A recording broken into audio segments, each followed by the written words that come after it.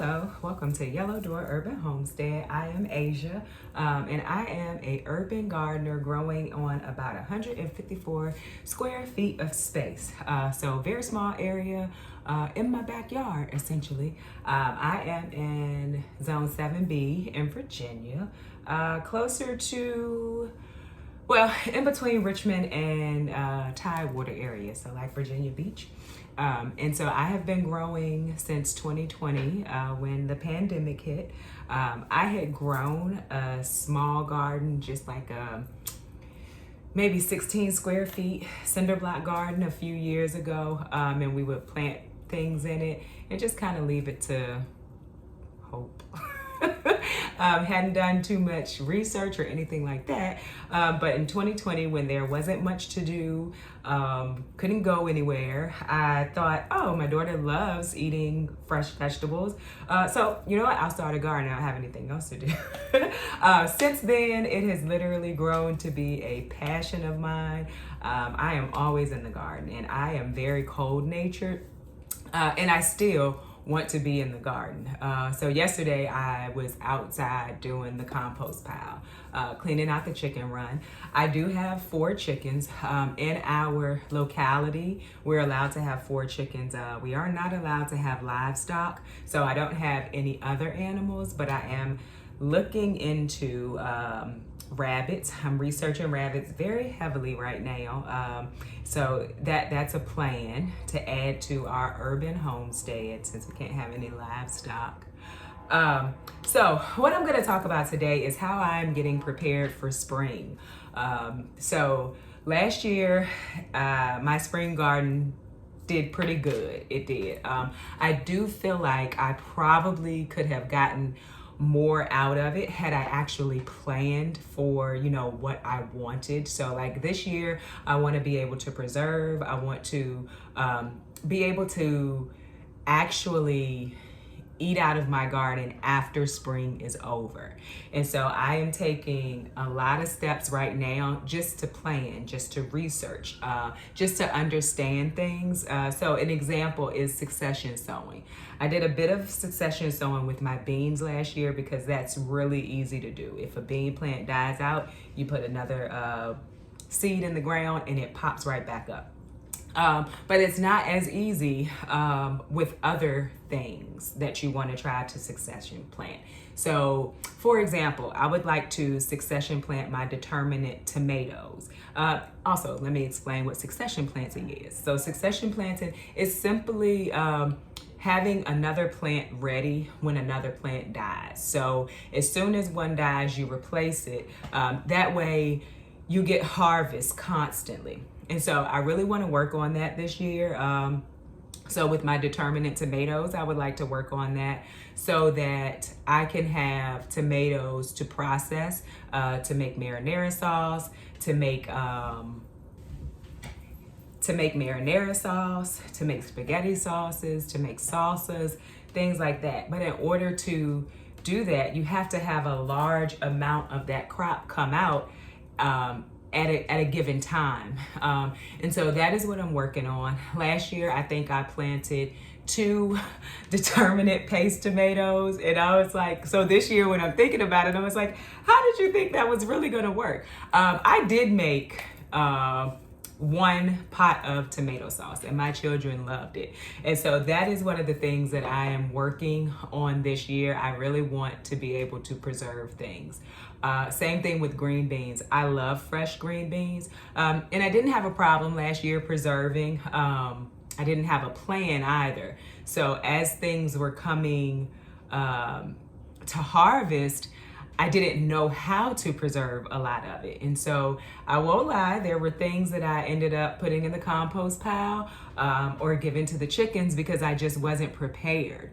And so this year, I just want to go over what I'm doing to kind of get prepared, to kind of know what I need to plant, how much I need to plant. And there's no, for me, because I haven't successfully stored and preserved things, I'm just going off of what I believe and what my space allows for me. That's the other thing.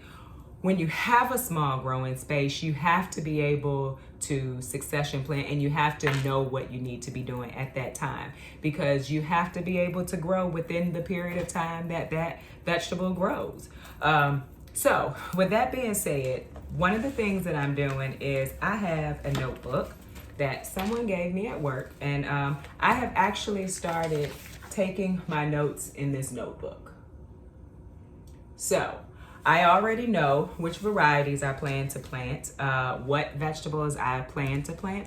That's another thing. Last year I just started plants. And I was like, okay, we'll go with this. And while I got, like I said, a good harvest, a decent harvest, I wasn't able to preserve a lot. So this year, I know exactly how many varieties of tomatoes I'm gonna grow. I know exactly what tomatoes I'm gonna grow, because, let's just be clear, I have a lot of tomatoes. Because I decided, when I first started, that, oh my God, I love all of these. They look so cool, I'm gonna buy them all. I don't have that kind of space in my backyard to plant them all. And so I'm going to plant the things that I really enjoyed last year, like Cherokee Purple. They were delicious. Sun Golds were delicious. Sun Peach tomatoes were delicious. And then I'm going to throw some new things in there that I wanted to try. So Jess from Roots and Refuge, she talks about Dr. Weitch's tomatoes. And she talks about Paul Roberson. And so I have already purchased those. But then there was a white tomato. And here's the other thing that I am making sure I do this year. I'm making sure I label my plants. I had 2 white tomatoes last year, and I don't know which one I like the best because I didn't label them. I do know one did taste better than the other, but I don't know which one it was at this point. And so I'm gonna grow both of them, but I am making sure that I label. I am not buying labels because I'm using old yogurt containers. It's a good way to save money. So yeah, those are some of the things that I am doing to make sure that I know what I'm gonna be growing, to make sure I know how much I'm gonna be growing, and then taking notes so that I know exactly what I did for future years. The other thing I'm doing is, like I said, I had a good year last year, but there were things that I am pretty sure could have grown better. For instance, everyone boasts about Barry's Crazy Cherry. I could not get a Barry's Crazy Cherry to grow last year. I do not know why. And so I'm doing the research. I'm literally reading books. I'm watching a lot of YouTube videos. And so, for instance, let me show you one of the things. I'll just go to the last page, which is tomatoes. The front is notes of this notebook, and the back is notes. The front is notes on what I'm doing now. So if I fertilize seedlings, I put that in the notebook. If I plant something out, I put that in the notebook, so that I know when I planted things the year before, when I started things the year before. And in the back are my notes on what I need to be doing. And so this is the tomato one. And so it's just a lot of notes on, like, once I put them in, when should I fertilize them? How deep should I plant them? How much water do they like? Are there any kind of tricks? So Hollis and Nancy, they're on YouTube. Love watching them. They're just very to the point. This is how you grow the vegetable, and I love that. So they do a thing where they plant a fish at the bottom of their tomato, and I want to say pepper plants. I'm not sure. The plants that are, what do you call it? They like nitrogen, heavy feeders. That's what they're called. So I'm gonna try some of those things as well. And so I have literally anything that I'm growing, there is a page in the notebook, and I am taking my time to do the research on those vegetables. The other thing that I am doing is paying attention to which vegetables like the same type of care. So I have in the past just kind of threw things where there was an empty spot. This year, I'm trying to be a bit more intentional about where I plant things. So for instance, if there is a plant that likes the top inches of the soil to dry out before I water it, I don't want to plant that with a plant with shallow roots that needs the soil to be moist pretty much all the time.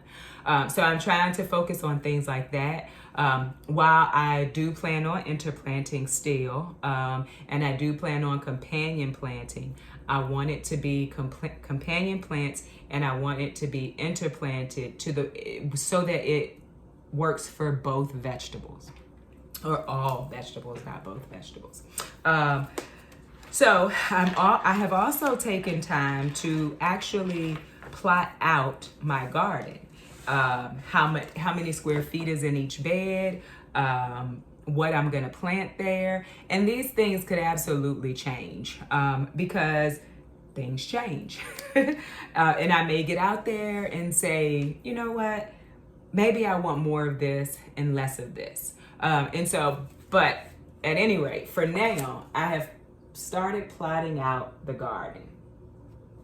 And so with that being said, if I plan out the garden and I know how many plants I need, it will also save me from starting a bunch of seedlings that I don't need.